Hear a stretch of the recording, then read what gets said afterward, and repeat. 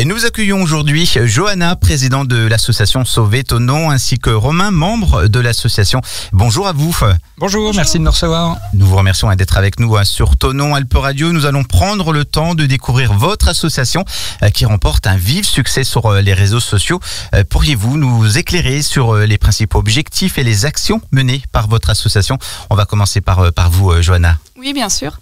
Alors, il faut savoir que l'association, elle est née via une page Facebook que j'ai créée il y a presque maintenant 1 an. Le but était surtout, avant tout, de dénoncer les constructions anarchiques et inesthétiques qu'il y a sur la ville de Thonon-les-Bains. Pour moi, c'était très important en fait que les habitants se rendent compte de ce qui se passe d'un quartier à l'autre. Par exemple, une personne qui habite au bout de avenue Général de Gaulle, par exemple, ne sait pas forcément ce qui se passe dans le quartier du Châtelard. Donc voilà, c'était à la base, c'était déjà ça. Et on s'est rendu compte aussi de fil en aiguille que le caractère paysager à Thonon-les-Bains est aussi très menacé. Et Romain, vous avez rejoint cette association pareil il y a 1 an? Alors oui, j'ai très rapidement rejoint cette association. Il faut savoir que je suis paysagiste de métier. Et le fait de couper les arbres, de massacrer le patrimoine végétal de la ville, ça me scandalise, et il y a beaucoup de gens qui le pensent tout bas, mais le fait qu'une association soit créée pour le dire vraiment publiquement, c'est pour ça que j'ai décidé de m'investir aux côtés de Johanna et puis de monter cette association. Justement, recevez-vous un soutien de la part des habitants, des Thononnais? Oui, bah d'ailleurs c'est eux qui qui m'a poussé au début à créer cette association. On s'est déjà beaucoup posé la question. J'avais déjà rencontré, quand j'avais fait ma page Facebook après 2 mois, Sylvie Dauvet-Grosjean, qui est donc notre vice-secrétaire. On en avait discuté et du coup, quelques mois plus tard, j'ai fait une réunion avec toutes les personnes qui étaient intéressées peut-être à créer cette association. Je pense qu'on était à la première réunion une vingtaine de personnes. Et à la fin de cette réunion, on avait déjà tous les membres du bureau. Donc, il manquait juste l'administration, les statuts, et le 20 janvier, on a créé l'association. Donc, on est une toute petite jeune association de 2 mois et demi. Quel est le résultat de vos actions? Le résultat de nos actions, c'est vraiment d'aider, d'accompagner les gens, de dénoncer, parce que, comme le disait Johanna, des gens qui habitent à l'autre bout de Thonon, ils vont pas avoir forcément conscience de ce qui se passe.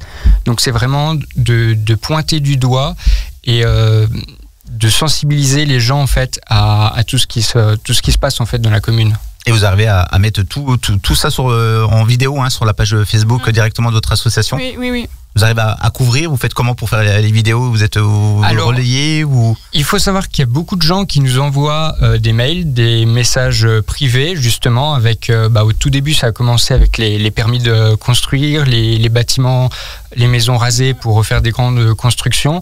Donc, on est vraiment aidé là-dessus par les habitants qui dénoncent eux aussi en publiant directement sur la page ou en nous contactant en message privé. Quels sont les projets d'urbanisme dans la commune qui suscitent le plus d'inquiétude au sein de votre association? Je pense qu'ils doivent être nombreux. J'ai envie de dire malheureusement tous. En fait, dès qu'il y a un projet d'urbanisme, c'est un peu affolant parce que c'est anarchique. Aucune construction se ressemble. On a des petites maisons qui se retrouvent à côté d'immeubles qui sont immenses. Et tout ça, en fait, c'est pas suivi au niveau des parkings. Tu pourras rebondir dessus, Johanna, mais au niveau des parkings, au niveau des écoles, au niveau de la santé, il n'y a pas de réflexion. On dit, tiens, on fait une nouvelle construction, mais il n'y a rien qui gravite autour. Johanna, oui, c'est ça, en fait, les promoteurs, ils arrivent, ils posent leurs plots. Ils ne regardent pas ce qu'il y a autour, les parcelles avoisinantes. Ils ne regardent pas le plan de circulation. Il n'y a absolument rien qui est réfléchi. Enfin, en tout cas, ça en donne vraiment l'impression, quoi. Vous êtes contre les constructions? Parce qu'on pourrait se dire, quand même, il faut bien loger les gens. Ah non, bien sûr. On peut le faire de manière intelligente et raisonnée en gardant une âme à la ville, avec de respecter une architecture, de respecter une trame. Mais là, on peut regarder tous les bâtiments dans la ville, ça part dans toutes les formes, dans toutes les couleurs, c'est anarchique, on ramène beaucoup de population et à côté de ça, on n'a pas les médecins, on n'a pas de parking, les circulations sont compliquées, les transports en commun, c'est très très compliqué. voilà, on décide de construire, et à côté de ça, il n'y a pas un raisonnement derrière. C'est des constructions qui vous inquiètent, Johanna, pour l'avenir de la commune ? Ah bah oui, complètement. Et pour rebondir aussi sur un exemple, par exemple, on a un énorme, des très grands immeubles sur Intermezzo à Concise, où il y a 330 logements, il me semble. Et là, par exemple, entre les immeubles, il n'y a pas de verdure, il n'y a pas de jeux d'enfants, il n'y a pas d'air où les gens ils peuvent aller s'installer sous un arbre. Donc c'est ça qui est pas normal en fait, c'est pas réfléchi. Quels sont les organismes et autorités auxquels l'association a adressé des courriers ou des demandes d'intervention concernant ces actions ?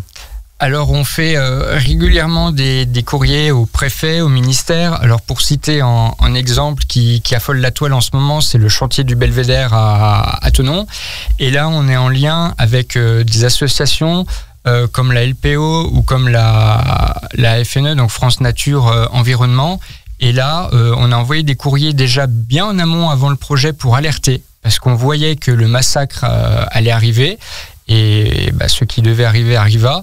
Et on est vraiment en lien, parce que nous, on est une toute jeune association. Moi, j'ai quelques connaissances, mais on essaye d'être accompagné. On essaye d'être accompagné par des associations qui ont un peu plus de poids pour nous aiguiller sur des textes de loi ou autres. Oui, on a commencé à faire des courriers dès le 5 mars. On a déjà commencé à alerter sur la page Facebook. Et on a commencé réellement des courriers le 5 mars à l'architecte Bâtiments de France, au préfet. On a envoyé un recours le 2 avril, remis en main propre également à la mairie. Donc la mairie est au courant qu'il y a un recours contre ce projet. On l'a envoyé donc au préfet, au sous-préfet, préfète de région, ministre de la Transition écologique, ministre de la Santé. Donc on essaye de tout remuer, tout faire. Et voilà. Et niveau localement, avec notamment la commune de Thonon, vous avez des retours ? Ils vous ont contacté ? Il y a eu un échange entre vous ? Non, rien du tout. On a absolument rien de personne.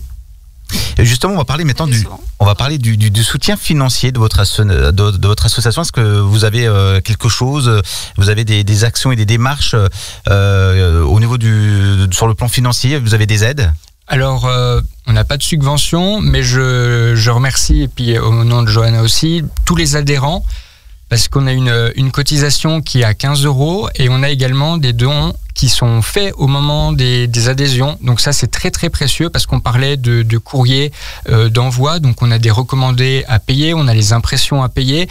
Donc c'est vraiment pour faire vivre cette association. Après, on vend aussi nos petits badges à côté. Donc c'est toutes ces petites actions qui vont nous faire un petit budget pour pouvoir permettre de réaliser justement toutes ces tâches. Il me semble qu'il y a un site internet, Sauver Thonon, vous avez un site, il n'y a pas très longtemps qu'il est en ligne.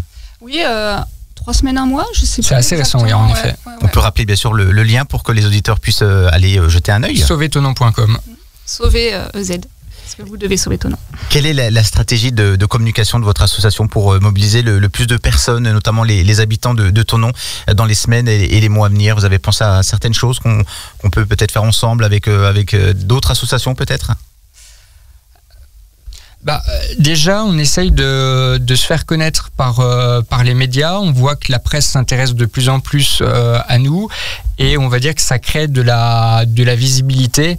Après, on a vraiment pour cœur de continuer notre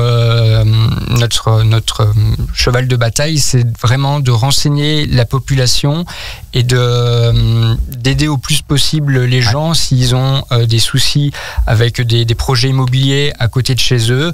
Où là, ça prend beaucoup de notre temps en ce moment. C'est vraiment le belvédère, parce que beaucoup de gens sont alertés par ce qui se passe, parce que c'est un véritable massacre. Et les gens viennent à notre rencontre. Et alors, vous en êtes où ? Ça avance. Et donc, on essaye de faire remonter le dossier. Justement, ces retours, ça vous fait plaisir pour vous, Johanna ? Oui, alors déjà, il y a beaucoup d'encouragement. Donc ça, c'est très important. On en a besoin. Et on a aussi beaucoup de messages qui dénoncent des choses du belvédère, mais aussi des choses ailleurs, parce qu'on ne peut pas être partout, on n'a pas les yeux partout. Je pense notamment aux abattages des arbres qu'il y a eu avant et pendant la création de la voie verte, ou encore sur le boulevard de la Corniche, où il y a une parcelle qui a été complètement ratiboisée et on ne sait pas pourquoi. Donc on a besoin d'avoir ces messages, même si ce n'est pas forcément des adhérents, parce qu'on est quand même sur Facebook, on est 1700 il me semble. Donc on reçoit beaucoup de messages et c'est hyper important. Merci Johanna et merci Romain. Qu'est-ce qu'on peut vous souhaiter pour le futur de votre association ? On va espérer que les démarches qu'on a entreprises puissent aboutir. Parce que, je vais le rappeler ici, on a retrouvé récemment, c'est même une personne qui nous a envoyé des photos avec des nids de mésanges. Donc, c'est des espèces qui sont protégées et ça a été massacré sous le belvédère de Thonon. Donc, nous, on a lancé des courriers justement pour alerter les autorités sur ce sujet. Donc, ce qu'on peut espérer, c'est que ces courriers portent leurs fruits et puis que ça soit vraiment dénoncé. Merci à vous deux. Merci beaucoup. Merci. Merci.